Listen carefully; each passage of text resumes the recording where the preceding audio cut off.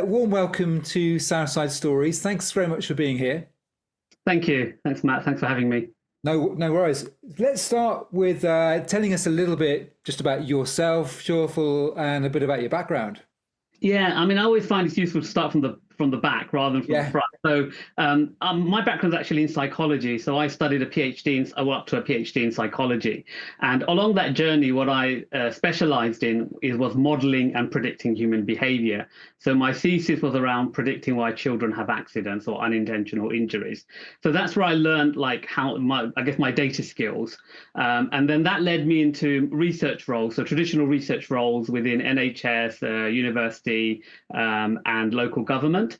And then from then, I went into the commercial sector, and I realized, that the skill I had was of a data analyst. But actually, I knew sort of really advanced statistics. And then when the notion of data scientist came out, I realized where my skill set fitted in. But obviously, having the background in psychology meant that I was, able to use that knowledge to convey those sort of models and statistical concepts to sort of the business quite easily. And so I sort of, progressed up and, held director roles, managing partner roles, companies like ITV, Wonderman, DDB. And then about 9 years ago, I decided to start my own company with a couple of colleagues, a couple of friends, and we sort of set up a data science sort of management consulting company. I ran that for a few years, then started another one where I did a joint venture with Omnicom to run analytics for an agency called Tribal Worldwide. And then finally now I've got my current company, which is called B Data Solutions, which is an end-to-end data company complemented with software solutions. fantastic. So, really interesting background in data and strong sort of agency, sort of commercial aspects. And I think B data is broader than just the media piece. We'll come on to that in a second.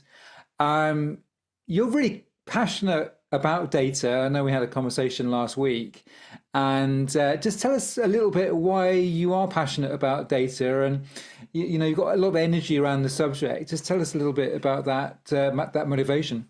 Yeah, so most of the data that I work with are data that's collected about what humans do. So if you go shopping, your data is collected by the point of sale. If you're on a website, it's collected by the web tracking. If you're spending money, it's collected by the bank.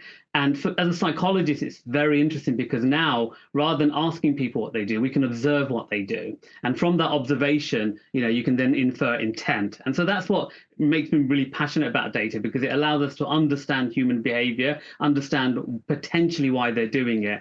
And then, of course, as you know, try to predict what they're going to do next. Yeah, it's a fascinating area, and I guess as we progress and mankind progresses, and especially the role of technology, data, the quantity of data, if not the quality perhaps, but the quantity is expanding at an ever increasing rate. Data can get a little technical sometimes. Can you just explain some of the key concepts for us? Yeah, so imagine if you imagine like on the data spectrum. So at one end you've got like data strategy. So people always talk about a business needs data strategy. Well, what does that mean? Well, data strategy basically means why should the business collect data? There's got to be a reason for it, and both beneficial for the business and the customer. And then obviously how they collect that data, how they store it, and then how they execute on the data. So what value do they drive from it? Whether it's from driving business decisions to creating products. So that's the data strategy, and then you end up with the data engineering, which is very much about how do you get the data from where it's being collected to where you need it to be. And you hear a lot about like data pipelines. So that's basically a piece of code that moves data from one place to another. And then you might have things like, they talk about data warehouse, data aggregation, or unified data. It's basically getting data from disparate systems using data engineering principles to bring it into one place. So, people will have a data warehouse, data lake, which is essentially storing the data in one place, either in an organized, semi-organized, or very organized fashion. And then you've got data analytics, which is basically about answering business questions. Most of it's about business intelligence, running reports and that. And then you have the data science, machine learning, AI aspect of it, which is how do you then use that data to drive either growth, efficiency, new innovation within your business, but in a very automated fashion, so you're not always hands-on running those queries. That's great. That's pretty clear, I think. We'll get into some of your challenges and use cases in a second. Just before we do that, you just mentioned AI. What impact is AI having on your business and also your industry and data? Yeah, so there's actually two elements to how AI is impacting us. One is obviously internally, the team are very excited about using AI to do their job. So we're delivering, better client projects much more efficiently, much more effectively. And then we have the client side, the clients who wants to instigate AI. And you find that some clients are very ready, they've got very good data, well structured, very clean, and we can start building AI models for them. On the other hand, clients have the ambition, they just don't have the data or the infrastructure in a place to start. So we try and help them get ready for AI by helping them build out their infrastructure and get their data ready. So Yeah. that's pretty much how AI is sort of impacting us. Great. Okay. And let's switch to the clients now then, and maybe talk a little bit about use cases. Maybe start with just explaining or describing some of your clients. It sounds like you had a lot of media advertising clients, or you work for them, but what does that look like now for B data? Yeah, so we have a lot of media sort of publishing clients, and that's very much about bringing all their data together from their digital data, from their websites, apps, and everything. To now, a lot of them are going into subscription, so they have account data, subscription data, payment data. So for them really it's been twofold. One is bringing all that data together so they can run their reports, understand where their business is. The other is a lot around for those publishing and media companies is how do you get people to stay on longer, consume more content, consume more relevant content. And it has been about building recommendation engines, personalization engines, that kind of stuff. So it's sort of that's been our media space. We then we actually have a variety of clients. So we have like healthcare clients, for example, where they will have, one example is a client who may have equipment in the community. And so we're trying to help them understand what the state of those equipment, which ones are going to sort of break or, can't be refurbished basically for reuse, which ones need to be replaced. So Shortful, healthcare, that's very interesting. Maybe tell us about another use case. Yeah, so similar to the healthcare one, for example, we have like a company that manages assets. So everything from like air conditioning units to light bulbs, actually. And again, at the moment, what we're doing with them is helping them understand there's the state of those assets. But in the future, we're hoping to optimize to decide which ones they need to replace and which ones they don't to match against budgets and things like that. So we have healthcare, we have a few retail. So we work with retail clients, especially around loyalty programs, where we try to help them analyze and understand how their loyalty program impacts, success metrics like revenue, repeat visits, loyalty, however they define it. And then we have actually a kaggle of startups that we're helping. Everything from a surveying company or a surveying startup that wants to scan documents and be able to analyze that, to organizations that are looking at, or a startup looking at health and safety in the workplace, especially on site. Where people have to go on site and they have to register in that they're there. So, so we have a combination and a mixture. And again, the core is data. That's what we're good at. We're working with data. That's great. You've got a really interesting set of clients there and different use cases. That must be very rewarding for you to be nimble and keep understanding different industries and different problems. Yeah, absolutely. And I think what happens is that obviously when you talk about like infrastructure and the software engineering component of it, it's quite common across everything. So the platforms we build, yes, there's nuances in how we build them, but the platforms and the infrastructures are quite common. It's just that when we get to the data, the use cases of the data are very different, and that keeps the team very sort of apart from excited, understanding different domains, and also we sometimes can cross fertilize ideas between businesses, because we can say, well, actually we saw a business do this. Could we apply similar learning to you're in a different domain, but could that be something that we could apply? Tell us a little bit about working with perhaps larger organizations, because data normally doesn't reside in one place. There's a lot of different moving parts in large organizations. Tell me a little bit about the complexities and how you approach working with larger organizations. Yeah, so what we find with larger organizations, the problems are never insurmountable from a technical point of view. You just need to work through them. What is hard is the stakeholder management and navigating the different uh, areas of interest. So, what we find is that unless we are very good at establishing good governance around the project, so we have regular check-ins, regular communication, good communication as well, you can build up issues. So you need to always make sure in the beginning you understand what everybody's role is, also understand what their interest in this project is, because sometimes you come across stakeholders where the interest doesn't align with their objective. So what you're building actually is they don't see it good for them. It will eventually play itself out to be good for them, but they may perceive it to be a challenge to their department, team, authority, whatever. So you've just got to navigate that kind of complexity in stakeholders, understand what their interests are in the project, and then obviously communicate with them how each part is impacting their business, but also their part of the business, sorry, but also when it will be delivered. Because a lot of businesses assume that things just get delivered in one go, but you obviously when you build a project, they're delivered in sprints. So we just need to make sure that with large organizations, we put more emphasis on the governance and communication element of it. Do you find sometimes you act as peacemaker within an organization because you might not have a common reporting line? Absolutely. I mean, I always say, if you are a senior data leader, you end up being a diplomat. You have to be a good Yeah, diplomat. yeah. You have to bring everyone along. You have to make sure that they're all getting at least something that they want.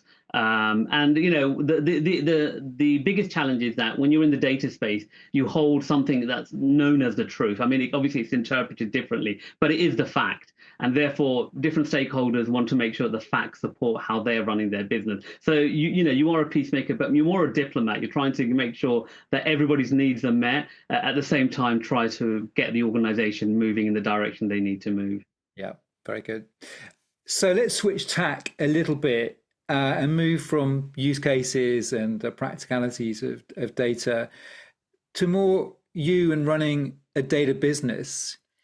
Tell me some of the challenges and the opportunities that you're facing, and maybe I'm curious about your sales, your commercial, and how that's going. Tell me a little bit, maybe again sticking with the idea of complexity. How do you navigate getting a decision made to hire B Data as a data solutions provider? Yeah. So again, when you look at the larger organizations, it is a longer sales cycle. We're looking at anything between 9 months to 12 months, and in those relationships is very much about regular check-ins, making sure that you're giving them the information you need. Because what you find is that after a meeting or two, the person you're engaging with who wants to buy stuff is bought in, right? Now it's their job to navigate their organization to get you signed off, and your job then is to support them, because they wouldn't be continuing engaging with you if they had no interest in appointing you. So what you find is that they're navigating the complexity of their organization, and what you don't want to do is hassle them. You want to be able to support them. So what we do is, we help them with whatever they need to get through, get us over the line and get through. But it is a longer life cycle, like I said, 9 to 12 months, and that's usually when it's like an inbound inquiry, very cold inbound inquiry. Whereas we get a lot of our business through sort of personal networks and referrals. So we've been, obviously, my co-founder and I have been in the business for a while, so we get a lot of referrals from people who know us, and they're shorter. They can be anything between 3 to 4 or 5 months maybe, and in those cases they've already heard about us. So it's just us reinforcing that to make sure that in the first meeting, their expectations about us are met, and so hopefully we win them over in the first meeting. And then it's a case of just going through the legal processes, the formal processes for the appointment. If they're a very large organization, you need to get on the supplier list, you need to work with legal, finance, and that's just hard when you're a small business owner because it drags a lot of time. Yeah. So those are sort of the bigger organizations, but then we sort of target sort of medium, smaller organizations, like I said, and also startup, and they can be very quick. Someone could refer us, or we've made engagements, and within 4 weeks that they want us up and running. And that's another challenge, because we are a small organization, which we'll talk about later, which we need to ramp up resources or reallocate resources if we have a capacity in-house. But they're much more, rather than being appointed, they're much more, are we a good fit? Can we work with you? Let's go. Great. How do you balance sort of sales volume? And I'm thinking here of two aspects really. One is avoiding the feast and famine kind of cycle. The other is when you get to feast, how do you balance Yeah, really being hungry for revenue, for relatively new business, balanced with your ability to deliver it. How do you balance those things? So what we do is we if we want to win a big engagement, we try to spread it out over time. If the client allows, and we find a lot of big clients, they actually do like things done over a longer period. There's this notion that everybody wants it quickly. Some clients don't. Some clients just want it done it because they can't react. So when we deliver, they need to give feedback, and they just don't have the capacity. So we try where possible to at least stretch it. So therefore, it's not all in a peak. But then so when we have that sort of, I guess, feast period, everybody's maxed out, which we try and, I always hire for the future. So what I talk about, them we call hire for the future, which is I'm looking at the current organization and saying, where do I want to be, irrespective if I have client. So I always recruiting, I'm always interviewing, or my team is always recruiting and interviewing. So when we do win something, we already have a pipeline of candidates who we've spoken to already, and it's a case of just appointing them and them coming on board. And because we have an offshore team in Dhaka, scaling that is quite easy. I also have a program of hiring pretty much a couple of interns every month, train them up over 3 months, and then hopefully bring them into projects if they're really good. So we have that. To deal with the famine bit of it, like I said, we've obviously encountered that like every organization. So what we've done is, as I mentioned before, we've gone for startup, smaller organization who just they don't need individual resources, like they don't need a data engineer or they don't need a software engineer. They need combinations of a data engineer, a data analyst, a database manager. And so we package teams for them. And they're smaller engagements, very low sort of ticket price, but they trickle along. So we always have this like baseline. We're never dipped, if that makes sense. We always have like a baseline because those are continuous. And if one or two drop out, it's not a big deal because they don't contribute, a big proportion to our revenue. And we're always trying to replace them every month, or trying to grow them grow that element every month. And if one or two drop out, it sort of stays flat. If they don't, then we're growing that component of our business. Yeah. Okay, great. I want to ask about Dakar and the overseas piece in a minute. Just before I do, marketing. Do you use marketing to complement your sales process in any way? So what we've done is obviously, if we tried paid marketing and like business development, and what we found is that you're going after the big players, and it's long sales cycle. So what we've decided to do is do sort of more content marketing. So we go out with knowledge pieces, that kind of stuff to credentialize ourselves, and hopefully clients will hear about us and want to engage with us. So we do a lot of that. We obviously write blogs and stuff on our website, and then we do have an element, I guess, of sort of emailing clients who are on our sort of database, or if we go to conferences. So I do present at conferences, and part of that you get a list of the clients, and so we stay in touch with them. It's more warmer than just a random email, just say, look, you attended my talk. Is there anything you could follow up with? So that it's very soft at the moment. I wouldn't say it's a hard sell type marketing that we're doing. Well, it's often most effective actually, because just sort of going direct and trying to cut through and get to the decision maker, especially face to face. Okay, let's pivot then. So just make sure I got the geography right. Dakar is in Bangladesh. Yeah. Tell us a little bit about Bangladesh, because we hear a lot about India, but tell us about what is Bangladesh? How come you're using some of the expertise there in your business?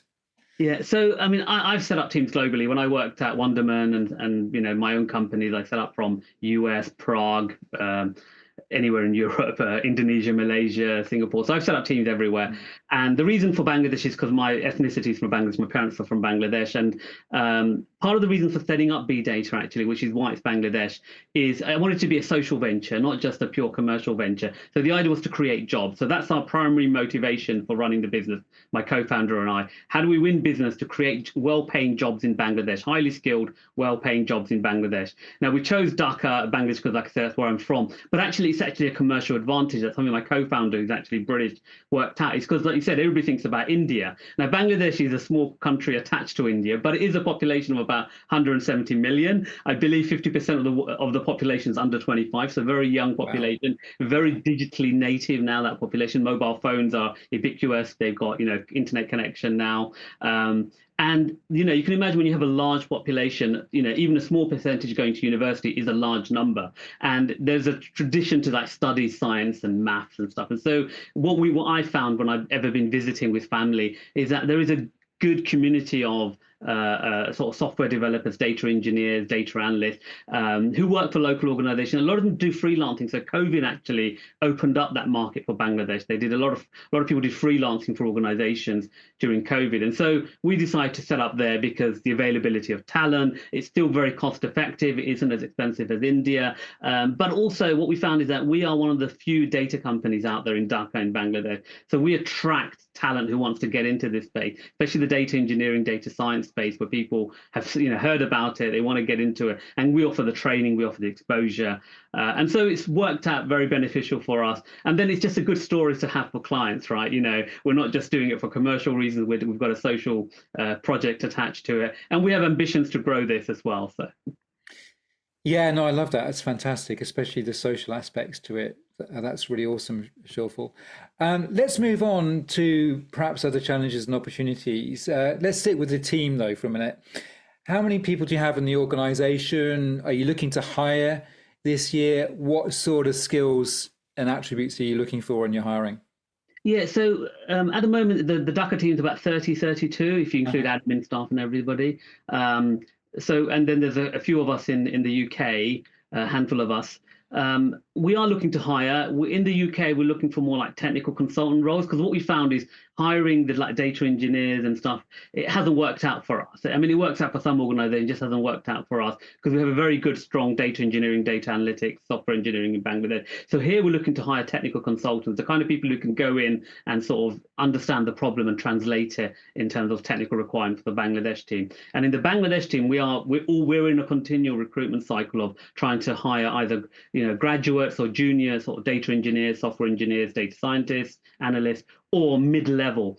We've got a good senior team now. We've got a good senior team which we built out over 2 years. We don't feel we need that level, and clients also don't want senior people 100% of the time. They want like 10%, 15%, but they want like the mid sort of level people, mid to senior level people who can work on their projects 100%. And so we're on a continual cycle. I'm expecting, we're at 30, 32, like I said, I'm expecting to get to at least 70, 80 by the end of this year. So that's my sort of ambitions to get there, which will obviously mean we will have to also find a bigger office because our current office has a capacity of about 40, 45. So That would be a nice problem to have, right? Yeah. absolutely. I've got to ask actually, in terms of your sort of funding, are you bootstrapping funding from revenue streams, or how's that look?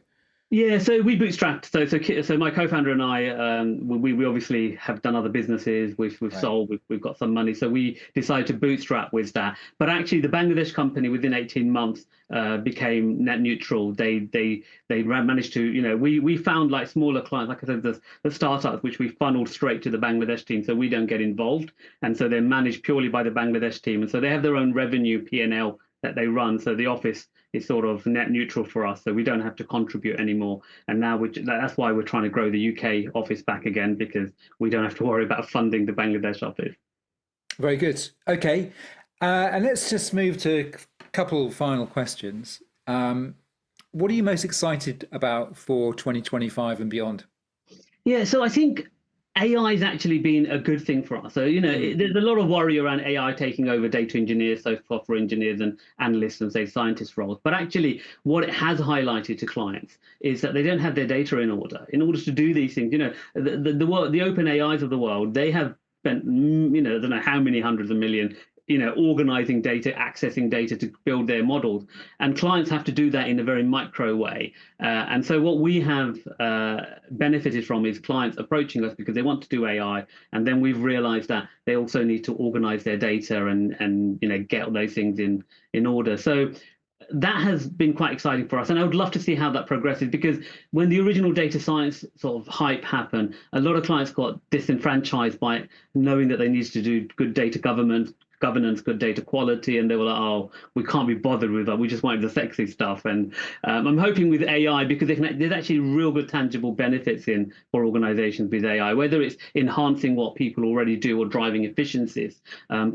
Businesses can actually see that it's a very tangible benefit. So hopefully they'll then pursue getting their data in order, and so even take baby steps to build like data science models, predictive algorithm, recommendation engines, optimization engines, that kind of stuff. So that's what I'm really excited about. That the businesses start suddenly doing it from a foundational level rather than just from a I need to show that I'm doing it to keep Yeah. my shareholders happy. Yeah. Okay, that's fascinating.